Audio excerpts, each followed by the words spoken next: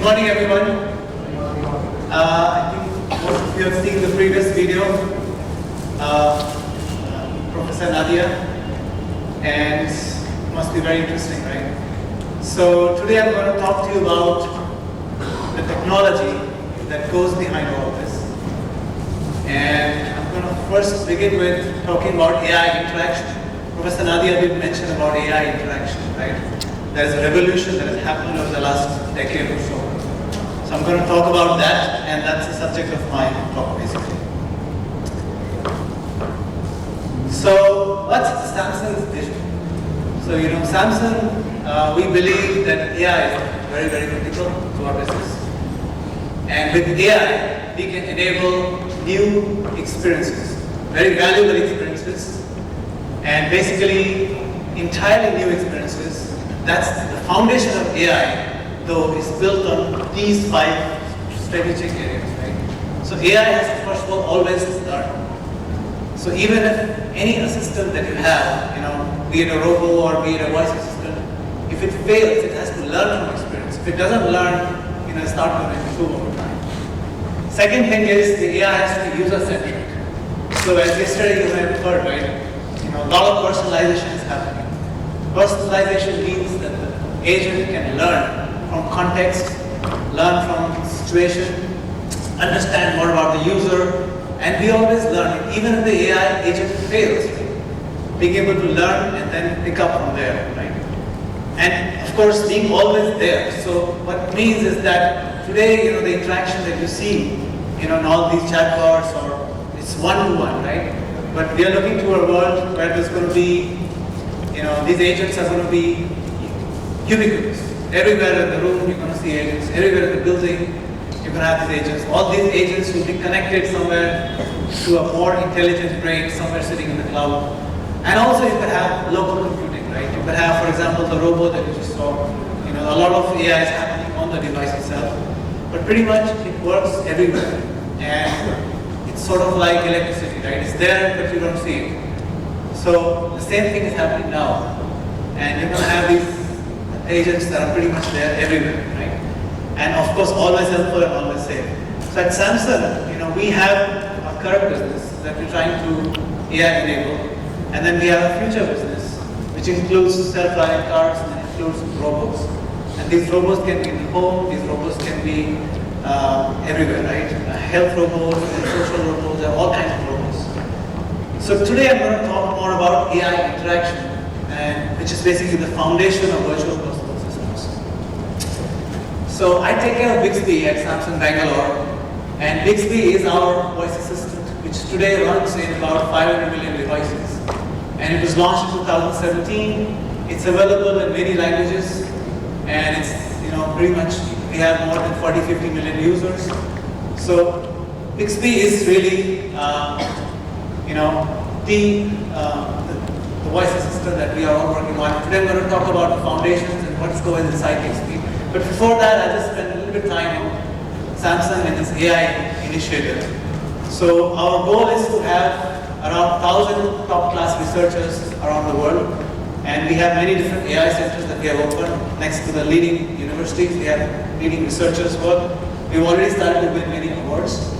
And we have invested billions of dollars in AI. And in Bangalore itself, we have 4 different areas of AI that we work on. The first is voice intelligence, which is my area. And I'm going to talk about voice intelligence, the basics of it, which is basically ASR, which is speech recognition, automatic speech recognition. NLU is natural language understanding. TM is dialogue management. I'm going to talk about that. There's also visual intelligence. There's a lot of vision that happens in the camera. All the phones that we have, right? Many smartphones are there today. Samsung is the leading smartphones. A lot of AI goes into the camera in the phones. And of course, there's a lot more that happens. And then there is on-device intelligence. As I mentioned, a lot of this intelligence is running on the device. So I'm going to talk about that.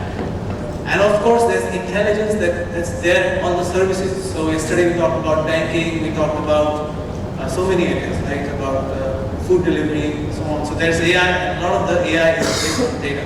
So that's another kind of AI that we're working on. But today I'm going to focus mostly on voice intelligence. So, mentioned Bixby, right? So Bixby is our voice assistant launched in 2017.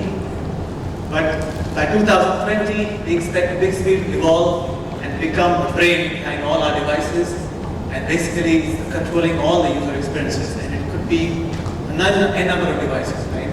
And we support n number of languages, and we have opened the Bixby marketplace, and we have a large number of content providers, service providers already on our marketplace. And we're trying to enable this one Bixby experience no matter where the user goes. So right from the morning to the night, users, interaction is all, Bixby is empowering it, Bixby is enabling it, bringing about new user experiences. So what's the motivation behind this? Let me explain that a little bit. So even though voice assistants have been there long back, right? So right from when Siri was launched, more than a decade back, the users haven't picked up. But what has changed now is in 2017, when the first AI speakers started coming about, right? That's when things started changing. Because with the speaker, smart speaker, there is no other way. You can't type, right?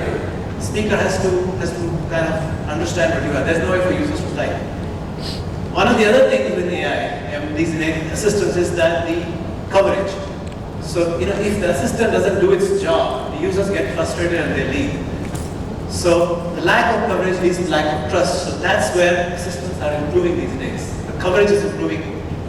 And being able to learn, as I mentioned. So, being able to learn whether the user gives implicit feedback, that means if it doesn't give feedback, and you just sort of learn. So, if the user is using voice and then after some time the user gives up and uses something else, that means it's implicit, right? Whereas if the user gives a thumbs up or thumbs down, that is explicit.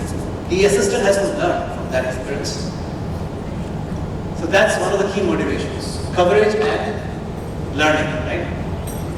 The other motivation is personalizing. So assistants today do very well when it comes to generic things, right? Like play children's music. Something very specific, such as show me ants, graze, and voice of the sky. Something like that is very personalized. Assistants have to really be able to understand you as a person, understand everything about you, what you do, all your interactions, all your data.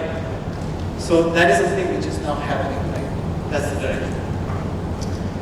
Third is being able to always help, right? Being, it's one thing to have assistants talk to one assistant at one person at a time, but it's another thing if assistants have to work in a completely, seamless way, and you have multiple speakers. For example, imagine if you have a meeting, you have a meeting happening, and your speaker could sort of understand everything that is being said. It could transcribe all the meeting minutes. It could automatically create meeting minutes, and it could actually send these meeting minutes. You could translate them and send them across. Imagine if that has to happen. For that to happen, the assistant has to be able to understand who is speaking when, right? So that's speaker diarization. It has to be able to, if more than one person is speaking at the same time, the system has to still understand, right? So many things are there, right? So being able to work in that context is very important. The other thing is working across devices.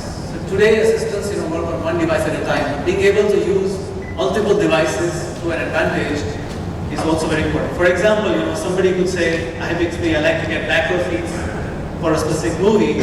You could say that on a speaker, but you could complete your transaction on a phone. So you could select your seats because you can't type on a speaker, right? But you could select your seats on the phone, right? So that's another example of where multiple devices. And the last example is around robos. And it's not just robos, you can have speakers with smart displays, you could have smart AR glasses. There's multiple products where vision and voice are coming together. And where you have object recognition, you have co-reference resolution, you have anaphora recognition. These are basic things, but later I'll explain more about this. But the evolution is from us NLU that works just from voice. We are transitioning towards a multimodal NLU that works with multiple modalities, and there the things are a lot more complex. Right? So to make this AI interaction happen, right? So we need the assistant to be ambient, first of all, so it should work across multiple modalities such as voice, vision, gestures, anything, text, touch.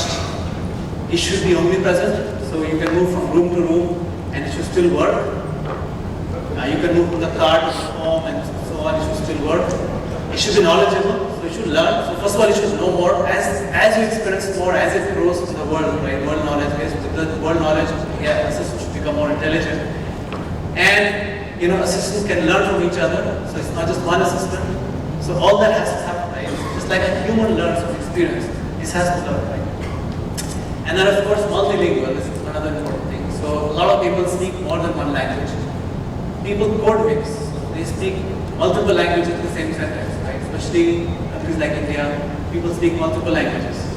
And empathetic. So as you saw in the previous video, the robot should sound like a robot. It should sound human. It should understand your emotion, your sentiment, and so it should really sound like a human. These are all the things that we're working on. These are the aspects, and to make this happen, let me explain a little bit more about the fundamentals. So, ASR is an automatic speech recognition, and it's been there for the last 30-40 years, right? What has changed? Let me explain that. So there is an acoustic model, there is a language model, there is a decoder. Typical, that's how an ASR works. And a typical NLU, very simple NLU, does domain classification, intent classification, and stuff like that. So what it means is, for example, if I say text to mom, it figures out that I have to send a message to somebody. So that's the messages domain. Then it figures out I have to send a message, that's the intent. And who I have to send it to, that's a slot. So that's a typical, and then there is some kind of an action planning that happens. Right? So that's a typical, very basic NLU. And the very basic ASR is that the voice is converted to some kind of pre-processing happens. There is feature extraction. And then there is a acoustic model that links the acoustics to the phoneme. So there is a phoneme. So out of the acoustic model, there is a kind of phoneme sequence that comes out. And then there's a language model, which basically is a prior and post sequences. So it's an N-gram model. And other than N-gram, people have also used RNNs, recurrent neural processes. So and typically the acoustic models are based on, they were earlier based on Gaussian mixture models. But now, it has been, a lot of LSTMs are being used everywhere, and so on. And then, the ASR that I mentioned, is a lot more. That was just a glimpse about the basic things, but overall, an ASR is not just that, right? There is a wake up that happens. So when you say hi Bixby, there's a wake up module. There is some pre-processing that happens that has to cancel a noise and remove echo and so on. There is, text normalization and inverse text normalization. Inverse text normalization can correct some mistakes in the ASR based on the domain. It can also convert things. For example, when I say 7 a.m., it converts 7 a.m. to 7:00 a.m. These kind of things happen. There is also something called a personal data model that improves the accuracy of the ASR. So typically, a user will have their contact names, their file names, and so on. So to improve the accuracy, for example, if I'm saying, John, right? Is it J-O-N or is it J-O-H-N, right? That depends on who do I have in my contacts. This is a personal data model. So it's a little more complicated than we normally think. And there's an endpoint detection. There's a start point detection, there's an endpoint detection. So endpoint detection sort of figures out when you stop speaking, right? Because if you detect too early, you're picking up the speech. If you detect too late, you're producing noise. So there are a lot of things that go along in a typical ASR. And ASR by itself is difficult. Over the years, as I mentioned, 30 years, 40 years have happened, but there are still the word error rates are there of maybe 10%, 15% word error rates are very common. So why is speech so difficult? Because of all this. Every speaker is different. People speak differently. There are different accents. Some people speak with high pitch, some people speak with low pitch, some people can even whisper, right? There are all kinds of noise. So that introduces noise. There's reverberation. When you speak, the sound kind of bounces off walls, so that creates reverberation. So there are many, many types of issues that happen for the speech. So that's the reason why you need a very sophisticated ASR that comprises of all these different modules, and which I talked about. But you also need, even this is not enough, right? So as I mentioned to you, deep learning is being used not only for the acoustic model, but also for the language model. But there's deep learning used even more, right? Let me explain that. So this is basically a new kind of ASR that is coming up. So in the old ASR, there was a conventional ASR where you have an acoustic model, you have a language model, and you have a lexicon, which is nothing but a dictionary, right? And you have a decoder. But in the new kind of ASR that is happening, new trend has come up, an end-to-end ASR, and where you have single model. So instead of multiple things, you have single sequence to sequence model. And this is where deep learning is being used now. Right? And there are multiple types of models. There is a transducer model, there is also a listen and spell model. I won't go much into detail, but basically you understand that this end-to-end is what is going to take over. This is the future. This is there for a robot to really work the way it is shown. You need this kind of model. And because this is an open vocabulary model, this needs more data, but at the same time, it can perform a lot more, and it can really run on the device. See, the earlier ASR models are very huge. So they run on the cloud, you cannot put them on a device. But this kind of an end-to-end model is very small compared to that. And it gets, this end-to-end technology can shrink the model up to 20 times. It can run on the device. For a robot to work, this is really critical. And as I mentioned to you, deep learning, as you can see over the years, with deep learning, how the word error rate is coming down, right? So deep learning started to come around in 2011 or so, 2017. Already we have exceeded, that. So we are almost, the word error rate is reduced, and we are performing better than human. And this continues till today, right? With end-to-end ASR is improving. So talk a little bit more about the other thing that we do. So wake up, as I mentioned, is another area. So when you say high Bixby, it may seem very simple that, the system wakes up. But there are many things there, right? There is false alarms that can happen. So you can wake up when you don't need, the user doesn't intend. That's a violation of privacy, because if the system just wakes up and listens to you, listening to all the conversations. So therefore, this has to be very accurate. To make it accurate, you have multiple sequence stages of it. There's a keyword spotter, which kind of runs on the device, which is always listening. So then there's a first level of model, first wake up, and then the second level of wake up. And all this is more complicated when it comes to far field. Far field means when the device is away from you, like a speaker or a TV. So all this requires a lot of technology to make sure that it's consumes low power. At the same time, it kind of works all the time. It works very well. At the same time, the latency is low, so it requires a lot of technology to go about it. And also when there are multiple devices, when you have 10 devices, when you say high Bixby, which one makes it? There's a lot of technology that goes on that, simultaneously for the multi-device experiences. So, and also people may want to create their own makeup work. So instead of saying high Bixby, you may want to name your system something else and just call that. So wake up itself is a key problem. Then there are other things, for example, I'll probably skip this, but this is the core NLU. So in NLU, there's typically CNNs have been used for domain intent classification. We use CNNs very effectively. And RNNs have been used for slot tagging. This is something that we did. And there's a lot of deep learning that goes around here. And of course, the NLU has to be context aware. As I mentioned, context is very important. And we built a context-aware data classifier. So one of the challenges around the NLU was to identify which domain. So when you say, show me the price of S11, right? Now, sometimes it should ideally go to, e-commerce store, or should go to web. It should not go to the calculator, right? Sometimes because S11, you have 11 there as opposed to the calculator. That's an example of a conflict. So to avoid this conflict, we need to have a very kind of intelligent classifier. So that's another example of how deep learning is being used very successfully. And the next generation is all about multimodal. Right? So till now I talked about kind of just voice or text, but the moment you bring vision in there, you need to have sort of cognitive understanding and cognitive execution. So those things need to be there, which means that you need multimodal inference. You need sort of a lot more complex things in there. You need to understand emotion and sentiment, and then you have an expression engine which kind of not only talks back, but also, as you saw in the video, the robo has various gestures, right? Face gestures change. So that's an expression engine that's required. So this is really the future. This is where a lot of work is happening. So I'll sort of skip this. These are also some more new kinds of networks that are coming up. There's an end-to-end memory network. There's an RNN encoder-decoder networks. These are all kinds of new kind of networks. There's a lot of deep learning happening, right, to make this successful. But just the 4 things that you remember, these to make these 4 things happen, right? Ambient, knowledgeable, multilingual, and empathetic. All of these, right? A lot of deep learning is being used. A lot of sort of knowledge extraction and knowledge graph, semantic is being used. Semantic, basically, knowledge.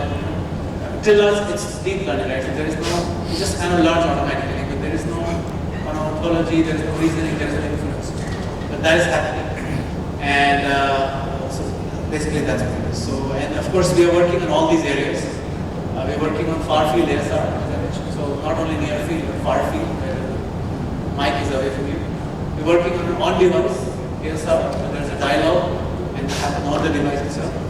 We're working on automatic knowledge extraction, so learning automatically and learning from every interaction. We're working on translation, so we were working on end-to-end speech translation. We're working on TTS. TTS is text to speech. So once the agent does its job, speaking back to the user. So these are just some research challenges. So I'll not spend too much time. Just mostly go about what are we doing in Bangalore. So in Bangalore, we work on all these areas, and basically language. We're working on multimodal emotion. So emotion recognition. We're working on neural machine translation.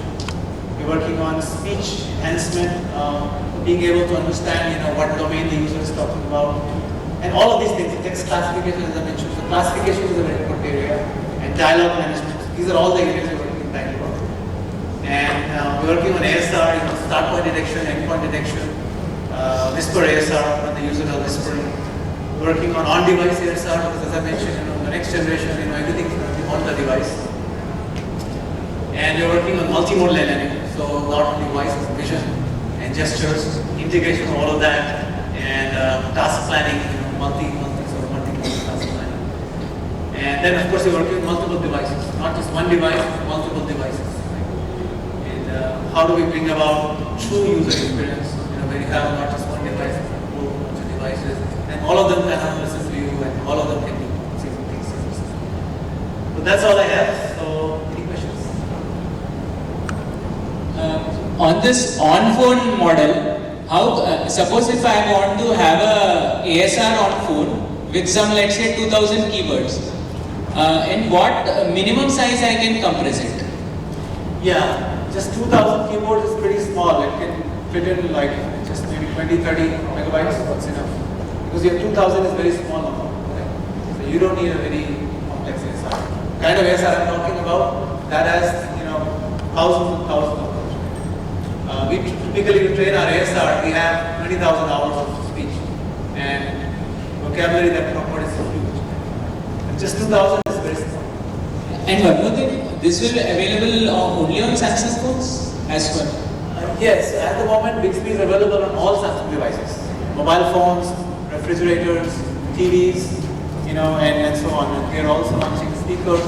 But in the future, we have somewhere in the roadmap that we will enable it in all other devices as well. So third-party devices can also have it. So I have it. So at the moment, it's available only on the Samsung devices, but very soon we are going to have it third-party. And the personalized model will be stored on phone. Personalized model is there. So Bixby as such is personalized because you on the phone also, for example, you have contact names, you have file names, you have app names that are very specific to a user. So every time for every person, right, it's the user.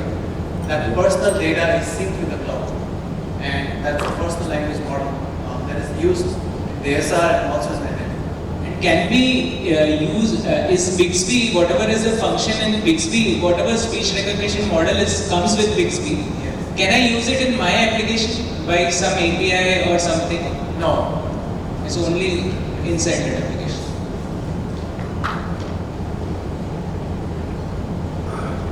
Hi Vikram, this is Manish from Essential Products. So when we talk about IoT and connected devices, all these big AI companies, Google, Samsung, Amazon, Apple, are making their own ecosystems. But as a consumer, I have an Essential phone, Samsung refrigerator, Voltas AC, Philips bulb, and LG TV. How is Samsung going to connect all these, and what are your plans on like connecting different ecosystems? Yeah, so there is. How is Bixby going to Sure. come So there? at the moment, let me talk about not just voice but connecting in general, right? So there is something called an Open Connectivity Foundation, which is Samsung is a founder of that, one of the founders, and that is trying to solve this issue. So because there are so many different IoT standards, so with this Open Connectivity Foundation, which we have launched in India as well, we have many members in India. We have reference implementations like IoT. So we are already trying to bridge this gap. And our Smart Things Cloud is also compliant. So we have something called Smart Things Cloud, which is our IoT cloud, and we are that is one of the problems we're trying to solve. And in the future, we also have voice that we're trying to go in the same direction. And we're trying to, for example, today Bixby can support. There is some synergy between Bixby and some of the other voice systems. So we already have that. Thanks. It's work in progress. Last question, please. I'm Dr. This is Adi Nagar, Chief Technology Officer from DB Corp. I was just wondering that the conversation itself, the human conversation is going down. So when you sit in a family on a dining table, you find everybody holding a phone and typing or reading something.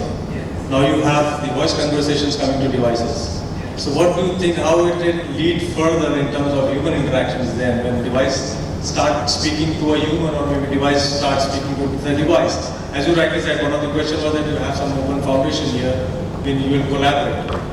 But is it not going to be a chaos that the various systems speaking to each other and human is either left as a Not really.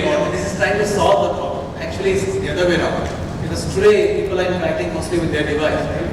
But with the AI speakers, we have a speaker and everybody in the family can talk to it. So it's actually changing things. So today, if I have to listen to music, I listen to my own music. Somebody else, my wife listens to her, my daughter listens to her. But if we have this kind of a device, the whole family can sit in it.